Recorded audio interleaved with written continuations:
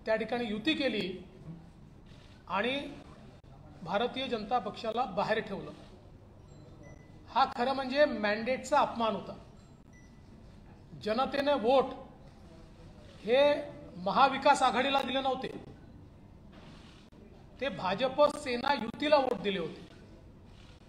पण त्या मॅन्डेटचा पूर्णपणे अपमान त्या ठिकाणी झाला आणि महाविकास आघाडी अस्तित्वात आली आणि गेल्या 2.5 वर्षामध्ये महाविकास आघाडीच्या माध्यमातून चालू असलेल्या इन्फ्रास्ट्रक्चरच्या कामांना स्थगिती, कुठल्याही प्रकारची नवीन विकास योजना नाही आणि त्यातच प्रचंड भ्रष्टाचार हा देखील आपल्याला पाहायला मिळाला। महाराष्ट्राच्या इतिहासामध्ये 2 मंत्री हे भ्रष्टाचाराकरता जेलमध्ये जाणं, मनी लॉन्ड्रिंग मध्ये जेलमध्ये जाणं एक अत्यंत आश्चर्याची अशा प्रकारची गोष्ट होती किंवा खेदजनक अशा प्रकारची ही बाब होती। एकीकडे माननीय हिंदू हृदय सम्राट बाळासाहेब ठाकरेंनी सातत्याने देशाचा शत्रू असलेल्या दाऊदचा विरोध केला आणि दुसरीकडे त्याच्याशी संबंधित असलेला म्हणून मंत्री जेलमध्ये जातो तर त्याला मंत्रिपदावरून देखील काढण्यात आलं नाही। आणि एकूणच रोज सावरकरांचा अपमान, रोज हिंदुत्वाचा अपमान। ठीक आहे, शेवटच्या दिवशी संभाजीनगर झालं, पण ते केव्हा झालं? गव्हर्नरचं पत्र आलं त्यानंतर कुठलीच कॅबिनेट घ्यायची नसते। जोपर्यंत विश्वासमत होत नाही तोपर्यंत कॅबिनेट घ्यायची नसते हा नियम आहे।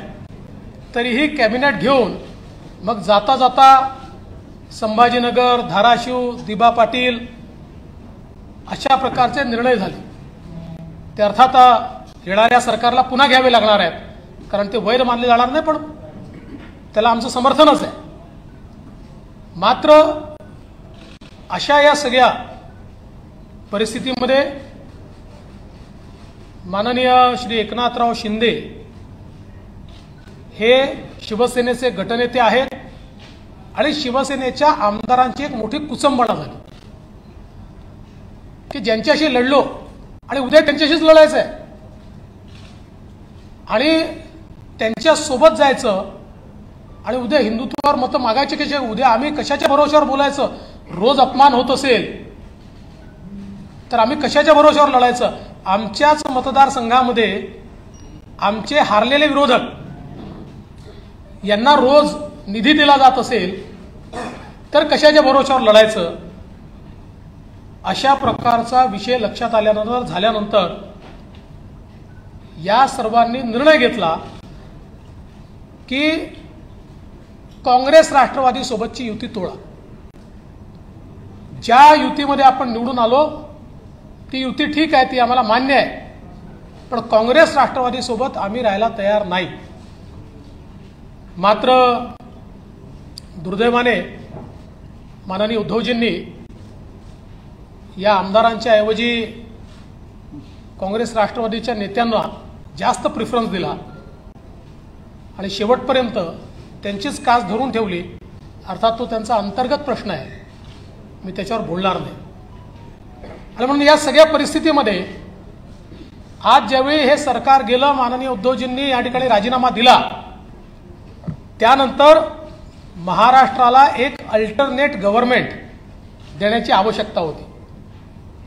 वारंवार गेले 2.5 वर्ष मी आपल्याला सांगत होतो असं सरकार चालत नाही, हे कधीही पडेल। आणि त्याच वेळेस मी सांगायचो, आपण विचारायचे मला की सरकार पडलं तर निवडणुका होतील का? त्यावेळेस मी आपल्याला सांगायचो की सरकार पडलं तर आम्ही अल्टरनेट गव्हर्नमेंट देऊ, लोकांच्या डोक्यावर निवडणुका आत्ता आम्ही लादणार नाही। आणि म्हणून आज श्री एकनाथराव शिंदे यांच्या नेतृत्वामध्ये शिवसेनेचा विधिमंडळ गट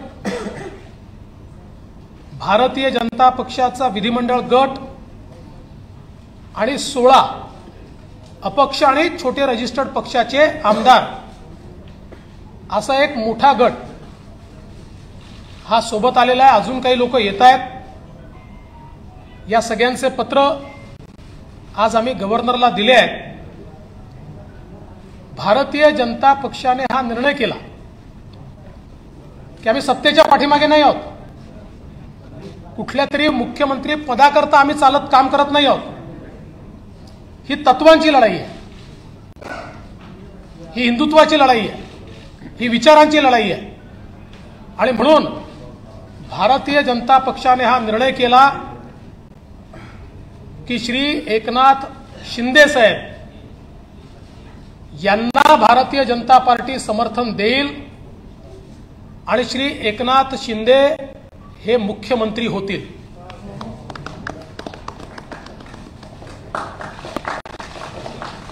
त्यामुळे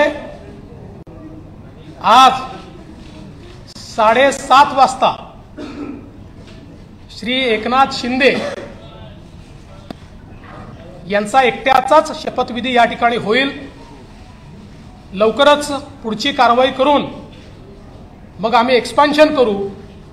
या एक्सपान्शन मध्ये शिवसेनेचे शिंदे साहेबांसोबत असलेले अपक्षांमधले आणि भारतीय जनता पक्षाचे असे सगळे लोक या एक्सपान्शन मध्ये या मंत्रिमंडळात येतील। मी स्वतः बाहेर असेन, पण पूर्णपणे या ठिकाणी हे सरकार योग्य प्रकारे चाललं पाहिजे ही जबाबदारी माझी देखील असेल आणि त्याकरता पूर्ण साथ आणि समर्थन या सरकारला मी देणार। आणि मला अतिशय आनंद आहे की पुन्हा एकदा हिंदुत्ववादी विचारांचं हिंदू हृदय सम्राट बाळासाहेब ठाकरे यांनी मांडलेलं हिंदुत्व, भारतीय जनता पार्टी सातत्याने जे हिंदुत्व आणि राष्ट्रीयत्व मांडताय आणि सगळ्यात महत्त्वाचं माननीय पंतप्रधान नरेंद्र मोदीजी यांनी जे विजन दाखवलंय ते विजन पुढे नेणारं। कारण आपण बघितलं 5 वर्षाच्या आमच्या कार्यकाळामध्ये ज्या वेगाने महाराष्ट्राचा विकास झाला तो वेग गेल्या 2.5 वर्षात पूर्णपणे संपलेला आहे। आणि मला विश्वास आहे की एकनाथ शिंदे साहेबांच्या नेतृत्वात मेट्रो असेल, वेगवेगळे प्रोजेक्ट्स असतील किंवा ओबीसीच्या आरक्षणाचा प्रश्न असेल, इम्पेरिकल डेटा पूर्ण करून माननीय सर्वोच्च न्यायालयामध्ये जाऊन ओबीसीला पुन्हा आरक्षण बहाल करणे हा विषय असेल किंवा इतर सगळे विषय, मी आता सगळे विषय मांडत नाही, मराठा आरक्षणापासून तर सगळे विषय हे निश्चितपणे एका निश्चित टप्प्यावर जातील। प्रत्येक समाजाला आणि विशेषतः दुर्बल घटकाला न्याय देण्याचा प्रयत्न हे सरकार करेल असा मला विश्वास आहे। आणि म्हणून मी आमच्या सगळ्यांच्या वतीनं श्री एकनाथ शिंदे साहेब यांचं अतिशय मनापासून अभिनंदन करतो आणि त्यांचे आभार मानतो। आज मुझे पता है हमारा ऑटोमेटिक होता है हमारा, हाँ पूरा आएंगे भैया, ऑटो मोड है। वैसे खबर तो चली गई मराठी में अभी खबर गई लेकिन गहराई लाओ। जी जी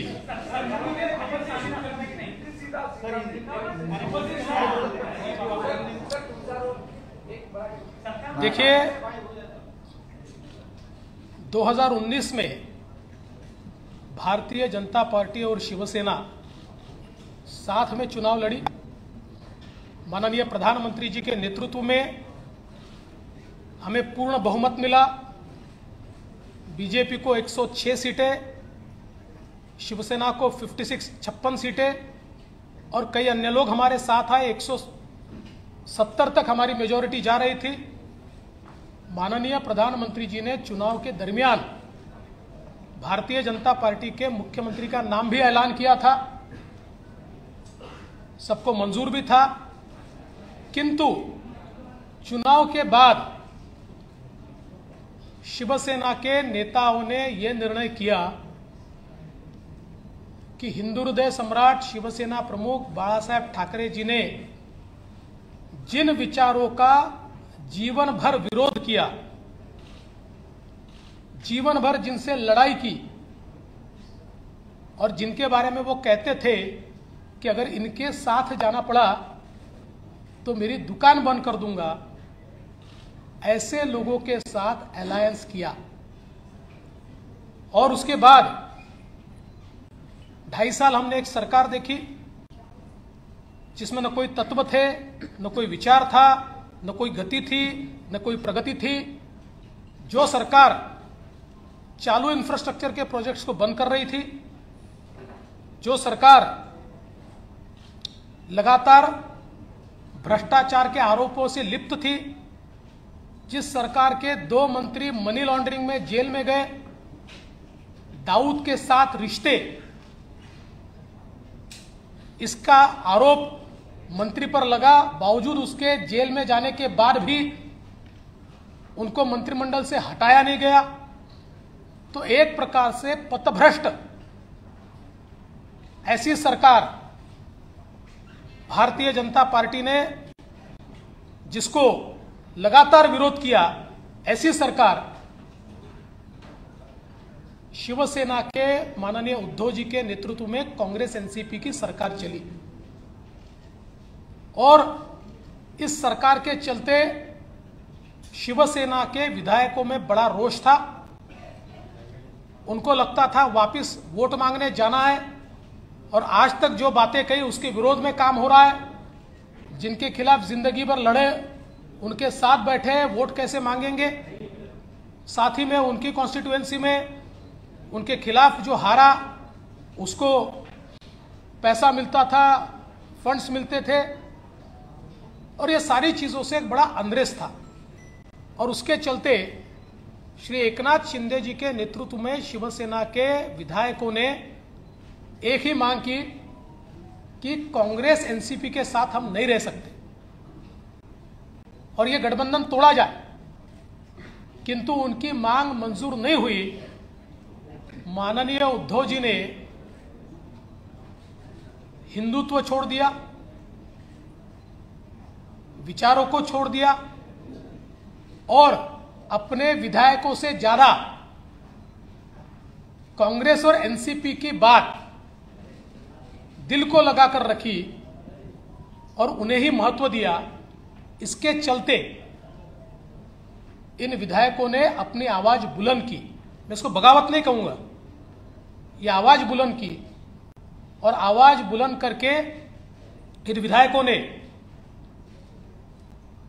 ये कहा कि आप बाहर निकलिए, नहीं तो हम इनके साथ नहीं रहेंगे। और ऐसे समय जब सरकार के पास बहुमत नहीं रहा और मुख्यमंत्री जी ने इस्तीफा दिया, तो हम ये लगातार पिछले 2.5 साल में कहते थे कि अंतर विरोध से भरी हुई सरकार है, ऐसी सरकारें चलती नहीं है, और यह सरकार जब गिरेगी तो एक अल्टरनेट गवर्नमेंट हम देंगे, हम महाराष्ट्र पर चुनाव नहीं ला देंगे। इसलिए एकनाथ शिंदे जी के साथ शिवसेना जो है, शिवसेना के नेता के रूप में आज उन्होंने मुख्यमंत्री पद के लिए अपना क्लेम माननीय राज्यपाल जी को दिया। भारतीय जनता पार्टी के हमारे गुट ने उनको पूरा समर्थन दिया। हमारे 106 और उसके साथ साथ उनके साथ और हमारे साथ जो इंडिपेंडेंट्स और छोटी पार्टियां हैं, इन सभी के समर्थन का पत्र आज हमने सौंपा है, और गवर्नर साहब ने श्री एकनाथ शिंदे जी को 7:30 बजे शपथ के लिए न्योता दिया है। आज केवल एक ही शपथ होगी श्री एकनाथ शिंदे जी की, और फिर हम लोग सारी कार्रवाई करके उसका एक्सपांशन करेंगे। एक्सपांशन के समय शिवसेना के जो विधायक उनके साथ है, कुछ इंडिपेंडेंट्स है, हमारे 106 विधायक हैं, इनमें से जो ज्येष्ठ वरिष्ठ लोग हैं जो हमारी पार्टी तय करेगी या उनकी पार्टी तय करेगी, ऐसे लोगों को मौका दिया जाएगा और मंत्रिमंडल का एक्सपांशन किया जाएगा। मैं इस सरकार को पूरे तरीके से सहयोग करूंगा, मैं सरकार के बाहर रहूंगा और इस सरकार को सफल बनाने हेतु जो जो चीज करना आवश्यक है, ऐसी सारी चीजें हम मिलकर करेंगे। मेरा विश्वास है आदरणीय प्रधानमंत्री मोदी जी ने जो विकास का एक नया पर्व शुरू किया है, उस विकास के पर्व को 2.5 साल का जो ब्रेक लगा था वो ब्रेक निकलेगा और फिर से महाराष्ट्र की प्रगति की एक्सप्रेस ये तेजी के साथ भागेगी। और उसके लिए मैं श्री एकनाथ शिंदे जी को बहुत बहुत बधाई देता हूं।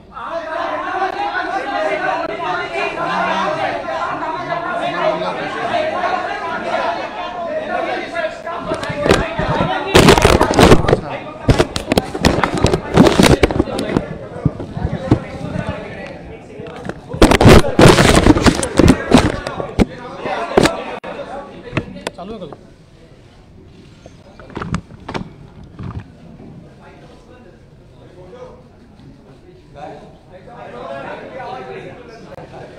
अरे बरेच दिवस बाहेर आहेत आपलं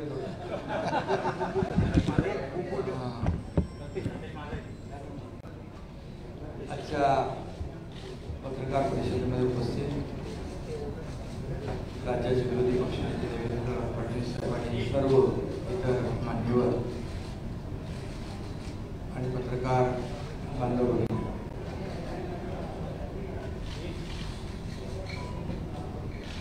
मी खऱ्या अर्थाने आज आम्ही जो निर्णय घेतला त्या बाबतीमध्ये आपल्या सगळ्यांना माहिती आहे। मी वारंवार आपल्याशी बोललेलो आहे की बाळासाहेबांचं हिंदुत्व, त्यांची भूमिका आणि जे आमदार आहेत त्यांच्या मतदारसंघातील विकास कामं आणि राज्याचा विकास हा अजेंडा घेऊन आम्ही पुढे निघालेलो आहोत। आणि शिवसेना पक्ष म्हणून जे काही कायदेशीर प्रक्रिया जी आहे, नियम आहे, 2/3 मेजॉरिटी आहे, त्यापेक्षा जास्तीचे आमदार आणि सहयोगी आणि अपक्ष आमदार असे जवळपास 50 आमदार आज आम्ही एकत्र आहोत। गेले काही दिवस एकत्र आहोत।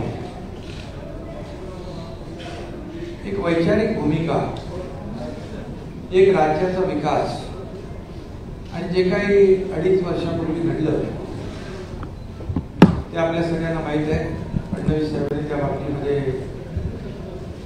भाषण केलेलं आहे।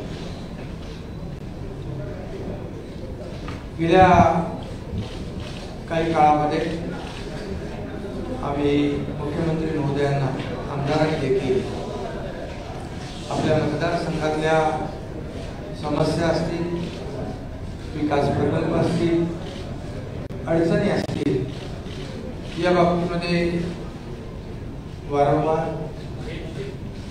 माहिती दिली आणि करावयाची दुरुस्ती याची मागणी देखील केली। मी देखील अनेक वेळा त्यांच्याबरोबर चर्चा केली। जी काही आपली नैसर्गिक युती होती, आपण एकत्र निवडणुका लढवल्या आणि त्यानंतर महाविकास आघाडी स्थापन झाली। परंतु त्या बाबतीमध्ये आमदारांमध्ये असलेली जी काही नाराजी होती आणि मतदारसंघामधले जे प्रश्न किंवा पुढच्या निवडणुकीमध्ये निवडणूक लढवणे किंवा जिंकणे यामध्ये देखील येणाऱ्या अडचणी हे सगळं लक्षात घेऊन आणि कुणाला काहीतरी पाहिजे, कुणाला काही मंत्रीपद पाहिजे किंवा आणखी काही वैयक्तिक स्वार्थ असा कुठलाही मनामध्ये न ठेवता आतापर्यंतच्या महाराष्ट्रातल्या घटना आपण जर पाहिल्या तर अपोजिशन कडून आपण रुलिंगकडे जात असतो, परंतु हे जे काही घटना आहे ते रुलिंग कडून अपोजिशनकडे जाण्याचा एक प्रकारचा तसं बघितलं तर तशी घटना आहे. कारण मी देखील मंत्री होतो, नगरविकास मंत्री, आणि माझ्यासोबत देखील अन्य मंत्री या मंत्रिमंडळामध्ये काम करत होते. परंतु राज्याच्या हिताच्या दृष्टीने, भविष्याच्या दृष्टीने जे काही घडत होतं, काही मंत्रिमंडळातले सहकारी त्यांच्यावर ज्या काही झालेल्या कारवाया असतील, आणखी अनेक इश्यू होते. महाविकास आघाडीमुळे ते निर्णय घेता येत नव्हते. आता काही आम्ही जेव्हा एक बाळासाहेबांची वैचारिक भूमिका घेऊन पुढे गेलो हिंदुत्वाची, त्यास काही निर्णय झालेले आहेत, त्याचं स्वागतच आम्ही केलेलं आहे. परंतु हे सगळे पूर्वीच आपण करायला पाहिजे होते, परंतु महाविकास आघाडीमुळे काही मर्यादा असू शकतील. पण हे सगळं होत असताना आपल्याला माहित आहे की 50 आमदार म्हणजे 40-39 आणि बाकी 50 आमदार जेव्हा वेगळी भूमिका घेतात, याचा अर्थ, त्याचं कारण, त्याचं आत्मपरीक्षण करण्याची आवश्यकता होती. कारण एखादा ग्रामपंचायत सदस्य किंवा नगरसेवक देखील आजच्या काळामध्ये अशा प्रकारचं पाऊल उचलताना आपल्याला दिसत नाही. मग एवढ्या मोठ्या प्रमाणावर हे 50 लोक एकत्र येतात. आणि मला तर काय, मी नगरविकास मंत्री होतो, मला ज्या काही अडचणी होत्या त्या बाजूला राहू द्या, परंतु हे जे आमदार आहेत त्यांच्या मतदारसंघातले जे प्रश्न, इश्यू, समस्या ह्या सगळ्या त्यांनी मला सांगितल्यानंतर, आणि त्यांनी मला सांगितलं की आपल्याला आपण 3, 4, 5 वेळा प्रयत्न केला, परंतु दुर्दैवाने त्याच्यामध्ये यश मिळालं नाही. आणि म्हणून हा निर्णय घ्यावा लागला, आणि तो निर्णय आम्ही घेतला. राज्याच्या हितासाठी, महाराष्ट्रातल्या जनतेच्या मनामध्ये असलेल्या अपेक्षा, आणि म्हणून आज त्या निर्णयाबरोबर देवेंद्र फडणवीस साहेबांनी जो निर्णय घेतला, आज भारतीय जनता पक्षाकडे जवळपास 106 आणि इतर अपक्ष जवळपास 120चा आकडा, संख्याबळ त्यांच्याकडे आहे. असं असताना देखील खरं म्हणजे मुख्यमंत्री पद तेही घेऊ शकले असते संख्याबळानुसार, परंतु त्यांनी मनाचा मोठेपणा दाखवून बाळासाहेबांच्या शिवसैनिकाला या ठिकाणी पाठिंबा दिला.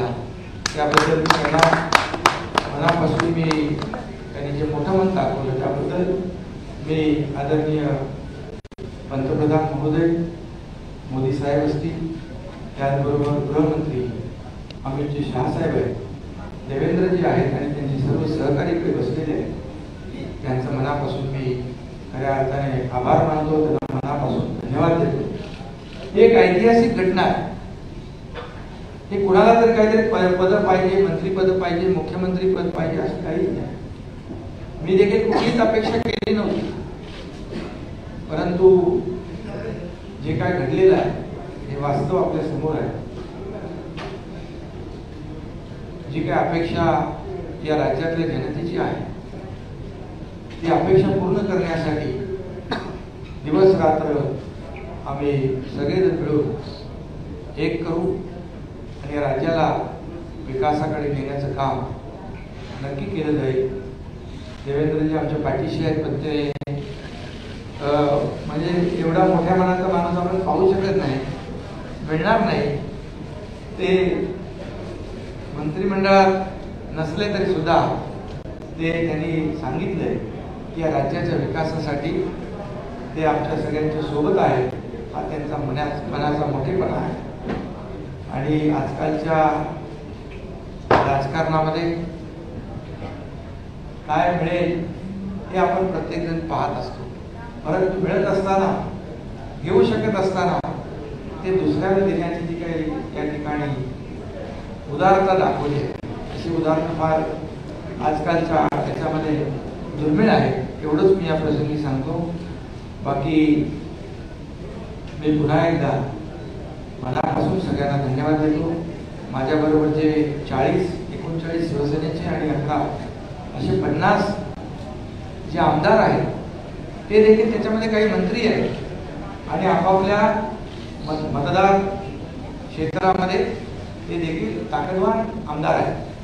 असं असताना एकीकडे सत्ता अपक्ष, एकीकडे खूप मोठे मोठे नेते आणि दुसरीकडे एकनाथ शिंदे सारखा एक छोटा कार्यकर्ता याच्यावर विश्वास ठेवणं आजकालच्या काळामध्ये फार कठीण आहे. परंतु या सर्व 50 आमदारांनी जी लढाई या ठिकाणी लढलेली आहे, जे एक वैचारिक भूमिका घेऊन, बाळासाहेबांच्या हिंदुत्वाची भूमिका घेऊन, किंबहुना आमचे धर्मवीर आनंद दिघे साहेबांची जी काही शिकवण आहे आम्हाला, जिथे अन्याय होतो तिथे आवाज उचलणं आणि अन्यायाला वाचा फोडणं हे करण्याचं काम या 50 आमदारांनी केलेलं आहे. त्यामध्ये माझे काही सहकारी मंत्री आहेत, त्यांना मी खऱ्या अर्थाने मनापासून धन्यवाद देतो. कारण तीच खरी ताकद आज हा इतिहास घडवू शकलेली आहे. आणि म्हणून त्यांनी जो माझ्यावर विश्वास दाखवला आहे त्या विश्वासाला कदापि तडा माझ्याकडून जाऊ दिला जाणार नाही. आणि जे काही त्यांना यापूर्वी आलेले अनुभव आहेत त्याची पुनरावृत्ती देखील होणार नाही अशा प्रकारची ग्वाही या ठिकाणी देतो. कारण आता तर आपली ताकद वाढलेली आहे, म्हणजे इकडे 120 आणि ते 50 आणखी किती येतील माहित नाही. तर एक मजबूत सरकार या महाराष्ट्रामध्ये आपल्याला पाहायला मिळेल. आणि त्याला आदरणीय पंतप्रधान महोदयांचं, आदरणीय गृहमंत्री महोदय जे अमित शहा साहेबांचं, नड्डाजी आपले JP नड्डा जे आहेत अध्यक्ष, या सर्वांचं पाठबळ मिळेल. आणि ज्या राज्याबरोबर केंद्र सरकारची ताकद उभी राहते विकासामध्ये, कुठलेही अडथळे त्यामध्ये येणार नाही अशा प्रकारचं एक मजबूत सरकार एक या राज्याला आपल्याला पाहायला मिळेल. हे सरकार लोकांच्या मनामधल्या अपेक्षा आकांक्षा पूर्ण करण्यासाठी कटिबद्ध आहे. आणि राज्याची जी काही प्रगती आहे ती वेगाने करण्यासाठी आम्ही सर्वजण प्रयत्न करू. एवढंच मी या प्रसंगी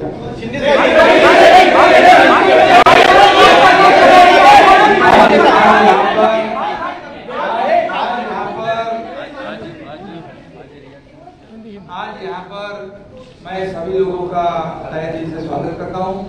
देवेंद्र जी फडणवीस साहब यहाँ आए, उनके सभी सहयोगी हैं, उनको भी मैं धन्यवाद देता हूँ. और आप सभी लोगों का मैं स्वागत करता हूँ.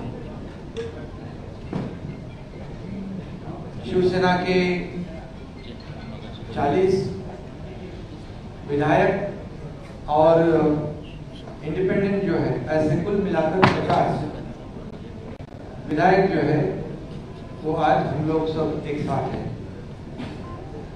आप सब लोग जानते हो पिछले कई दिनों से हम लोग आपसे भी बातचीत कर रहे लगातार. हम लोगों ने हमारे शिवसेना प्रमुख बाला साहेब ठाकरे जी की हिंदुत्व की जो भूमिका है, उनके जो विचार है, हमारे धर्मवीर आनंद जी के सामने जो हमें सीख दी है, ये इसको आगे हम लोग बढ़ाने की कोशिश कर रहे हैं.